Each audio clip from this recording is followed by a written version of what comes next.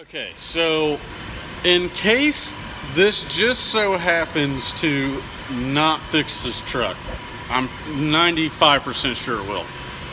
But actually, let's say this does fix it. Say there is fuel coming out of the injection pump. That solves one problem. The other problem is anything internally bad in the motor, because it's a 12 valve, so they're hard to kill. I went ahead and my buddy dropped off the snap-on diesel compression gauge because I don't have one. This goes up to 800 psi, so it should be good for the Dodge. I'm guessing the Dodge should have about 400 psi or something like that. As you can see, it comes with the gauge. This is the take out your injector. This is where this goes. Gauge plugs in on the here, and crank her over. Now the way I'm timing my motor, I'm doing pin timing, and that is with the tools that I showed you that are in the motor already, the plastic tools. That's pin timing when you get those lined up. You could do it this way and use a dial.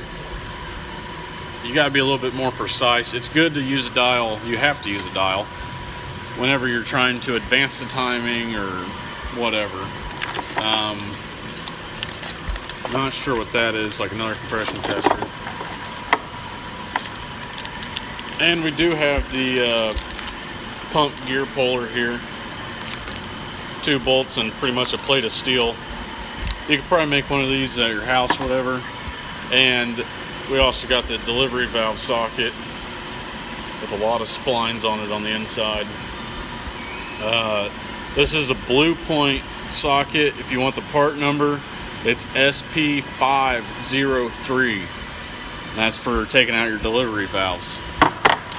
I'm not too sure if this all came in a kit, but if it did, that's pretty sweet. I was going to say the only thing we're missing is the holder for the dial, because you got to take out your delivery valve.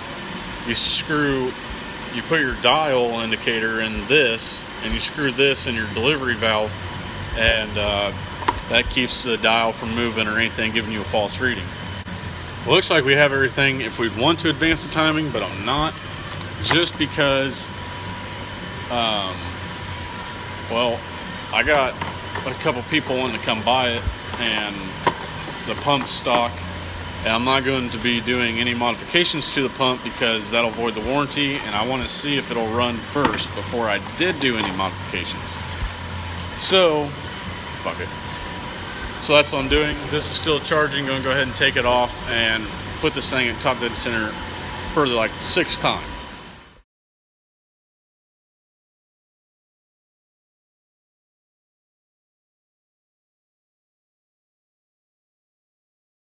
Well, I've got the motor at top dead center. Now we're going to go ahead and go get some lunch. This is like 2:20, and so far it's taken me just a little over 2 hours. Started at noon. It calls for 4.7 hours to do this injection pump, so I'm a little bit behind. I had to wait on my camera to charge so I could the scope so I could see down in there, so that set me back a little bit, but so far it's going pretty smooth. I got to switch on the pumps, like for the Air Dog lift pump, and just little shenanigans like that. But anyway, going to go ahead and get food, head back to the shop, and finally get that pump pulled off. Well guys, I'm a little late on this video, but guess what? The new injection pump is on there. Just finished torquing the nut. I had one of my buddies here helping me, because you gotta hold the crank and torque that nut without having it slip. Everything, it was pretty easy going on. There's nothing really hard to get to, as long as you just have normal tools and everything. The only thing is these back bolts, the nuts on the back of the pump, just use about a 10-inch extension and a 15mm swivel impact, and you can get right on them. We had a little troubles getting it lined up to go in. The studs were, I don't know, it was just a real pain in the ass. But other than that, it went pretty good. Just got to put the oil line on to the pump and the air dog fuel line and linkages, injection lines, and that's it. And then we'll fire this whole girl up.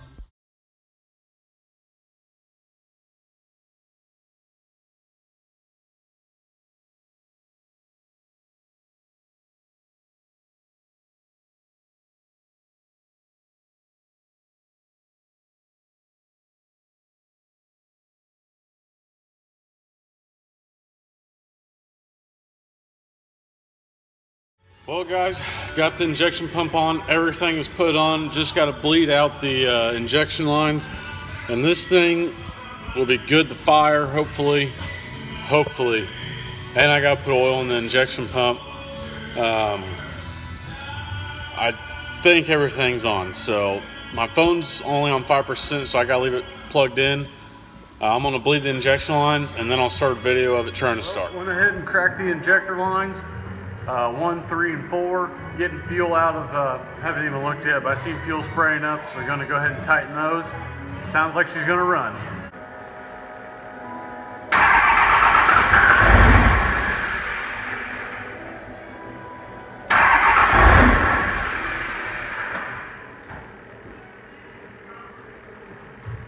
Alrighty, we still got number 1 injector line open.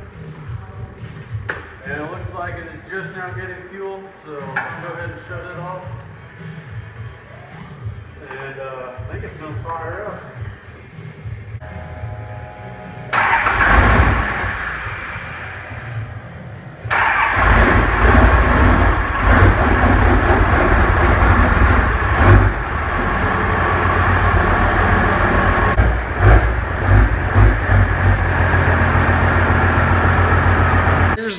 Dealio with the Dodgeo. As you guys seen, it does start up, it runs, it idles just fine, starts up way better than what it used to, because you had to put your foot on the throttle to get the start, and now it pretty much fires right up. I let it idle out there for 5-7 minutes, just make sure all the air gets worked out of the system and gets warmed up a little bit, because it's been sitting all week and it's a little chilly out here. So did that, got in it, took off going down the road, and it right at about 1800 RPM it started to I don't really know, it just started blowing white smoke and popping and shit, and didn't have any power. So anywhere from idle to 1800 RPM it was fine, until you'd really start putting a load on it. And I pin timed this motor with the injection pump, so it's at factory timing, which is 13.5, I'm pretty sure it said. So the timing could be the problem. I don't think it is. I don't think it slipped. We torqued the nut to 155 foot-pounds. There's no fuel leaks. It might just need some fuel filters. I don't know. I changed them about 4,000 miles ago, so I wouldn't see why those are bad, unless I must have got some bad fuel eventually or somewhere down the road. Could be junk injectors after the pump took a shit and tore whatever else up. Could have destroyed the injectors, clogged up injectors. I let it run at an idle, and I was cracking open each injector line at a time, and fuel was coming out, and it would run like shit. So every cylinder is firing just under a load, or free revving it, it misfires, pops, blows a bunch of white smoke. This truck, I'm pretty sure, has bigger injectors.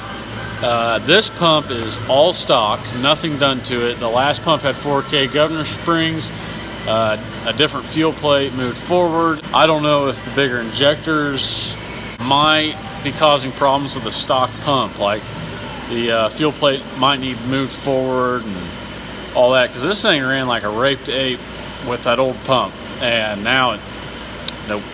Which, I mean, I would assume with stock governor springs and all that. But anyway, I'm probably gonna quit for the night. It's like 8 o'clock. I've been working since 8, so I've been here for 12 hours. Started on this thing at noon. Probably gonna go eat some dinner. But anyway, guys, I'm sorry, it wasn't too informative on a video. I was pretty busy. I was in a hurry. But I've never seen a video on how to replace a p7100 pump for a 12 valve. It's always the VE pumps. They're just timing it. And anyway, it wasn't really too informative on how to do it, but it's pretty self-forward and it's pretty easy. It's just time consuming, that's all. So anyway, guys, please like, comment, and subscribe if you have not already. I appreciate everyone's support, all the subscribers, and all the views I get. Hope you guys like the content, and there's obviously going to be more on the Dodge now because it's running, but not that great. So I already have a few buyers lined up to buy this. Problem is now it's running. I told them, I was like, I gotta get it running. It's running, but it's not running great. So gonna get that fixed, figure out what the problem is. I'll let you guys know if I do not get it on video what the problem is. And like always, have a great day.